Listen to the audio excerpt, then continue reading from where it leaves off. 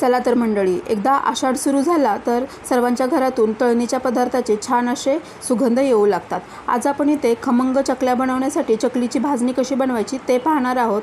यासाठी एकाच वाटीचं प्रमाण घेऊन मी सर्व साहित्य इथे घेतलेलं आहे। हे सर्व साहित्य मी धुतलेलं वगैरे नाही, फक्त एका कपड्यावरती टाकून छान पुसून घेतलेलं आहे। पावसाळ्याचे दिवस असल्यामुळे मी इथे काहीही धुतलेलं नाही, मात्र धुतलं नसल्यामुळे आपल्या चकल्याच्या क्वालिटीमध्ये म्हणजे त्याच्या खुसखुशीतपणामध्ये काहीही फरक होत नाही। मीडियम आचेवरती आपल्याला हे सर्व साहित्य अगदी खमंग असं भाजून घ्यायचं आहे। इथे वापरलेल्या सर्व साहित्याची लिस्ट मी प्रमाणासह कमेंटमध्ये देणार आहे। तुम्हाला जर खमंग चकलीची भाजणी बनवायची असेल तर तुम्ही चेक करू शकता।